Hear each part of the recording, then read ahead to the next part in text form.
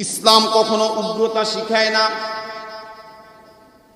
গভীর মনোযোগ দিয়ে বলছি, ইসলাম কখনো সন্ত্রাসীবাদ শিখায় না, ইসলাম কখনোই জঙ্গিবাদ শিখায় না।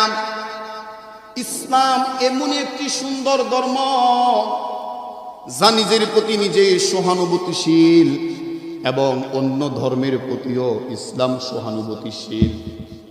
ইসলাম বলে না হিন্দুকে মারো, বৌদ্ধকে মারো, খ্রিস্টানকে মারো। ইসলাম বলেছে বৌদ্ধ, হিন্দু, মুসলমান সবাই সবার মতো বসবাস করবে, যার যার ধর্ম সে পালন করবে, কারো ধর্মের প্রতি কারো কোনো আঘাত করা যাবে। আমরা মন্দির পাহারা দিলাম, আমরা হিন্দুদেরকে নিরাপত্তা দান করলাম, অন্য ধর্মের মানুষদেরকে আমরা কোলে নিয়ে বসবাস করলাম, কিন্তু তোমরা যে উদ্ধত্যপূর্ণ আচরণ করেছ, মসজিদের উপর হামলা করেছ, মুসলমানকে আঘাত করেছ, একজন মুসলমান হিসেবে আমরা কখনো এটা গ্রহণ করতে পারি? কিন্তু মুসলমান খবরদার, কান কোথায়, সিল নিয়ে গেছে কানে, এজন্য সিলের পিছনে দৌড়ানো যাবে না। হিকমতের সহিত, বুদ্ধির সহিত জীবন যাপন করতে হবে। ওরা আমাদের একজন মুসলমান ভাইকে হত্যা করেছে, এজন্য আমি আবার একজন হিন্দুকে হত্যা করতে পারি? খবরদার, তুমি আমার বাবাকে গালি দাও, আমি মেনে নিব। তুমি আমার দাদাকে গালি দাও, আমি মেনে নিব। তুমি আমাকে বারবার মৌলবাদ বলে, হেফাজত বলে গালি দাও, আমি মেনে নিব। কিন্তু আমার ইসলাম, আমার মুসলমান, আমার আল্লাহ, আমার নবীর ব্যাপারে যদি একটি কথা বলা হয়, আমি মুসলমান হিসাবে কখনোই এটা মেনে নিতে পারি?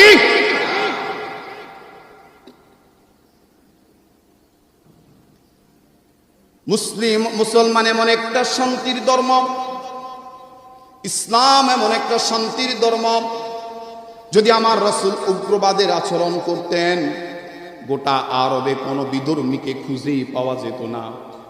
আমার রাসূল মক্কা বিজয় করেছে, কাবার সামনে দাঁড়িয়ে সকল বিধর্মীদেরকে সাথে সাথে ক্ষমা করে দিয়েছে।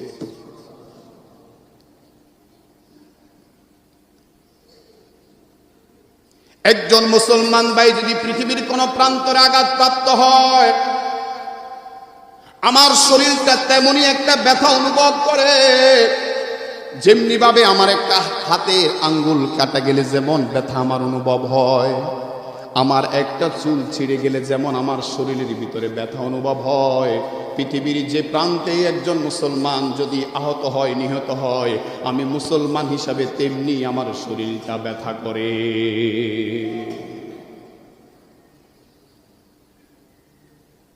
এজন্য আমরা বারবার বলতে চাই, ইসলাম শান্তির ধর্ম। মুসলমান শান্তিপ্রিয়, মুসলমান ততক্ষণ পর্যন্ত শান্তি থাকে যতক্ষণ পর্যন্ত তার ধর্মের প্রতি আঘাত করা হয় না।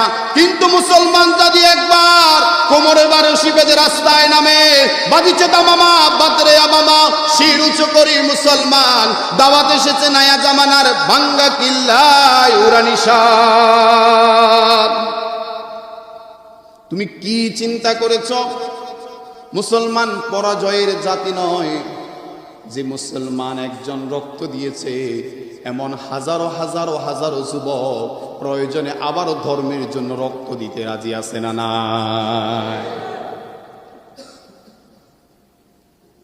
এজন্য বলছিলাম, কোরআন মানুষদেরকে ইসলামের পথে নিয়ে এসে আলোকিত মানুষ তৈরি করে।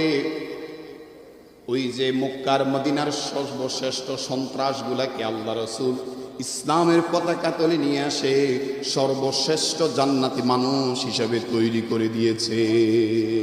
সুবহানাল্লাহ। আর যারা কোরআনকে মানে না, কোরআনকে হেদায়েত হিসেবে গ্রহণ করে না, কোরআনের আইনকে সে আইনি মনে করে না, আল্লাহ তাআলা তাদের ব্যাপারে কঠিন শব্দ ব্যবহার করেছেন। আল্লাহ তাআলা বলেন, والذين كفروا وكذبوا بآياتنا أولئك أصحاب النار هم فيها خالدون। আকবার। আল্লাহ তাআলা সূরাতুল বাকারার 29-39 নম্বর আয়াতে ডাক দিয়ে বলেন, ওয়াল্লাযীনা কাফারু, আর যারা অস্বীকার করে, ওয়াক্কাযযাবু, এবং মিথ্যা বলে, বিআয়াতিনা, আমার কোরআনের আয়াতগুলোকে যারা অস্বীকার করে, যারা গ্রহণ করে না, উলাইকা আসহাবুন নার, এরাই হলো জাহান্নামের অধিবাসী, হুম ফিহা খালিদুন, এরা সেখানে চিরস্থায়ীভাবে জাহান্নামে বসবাস করবে।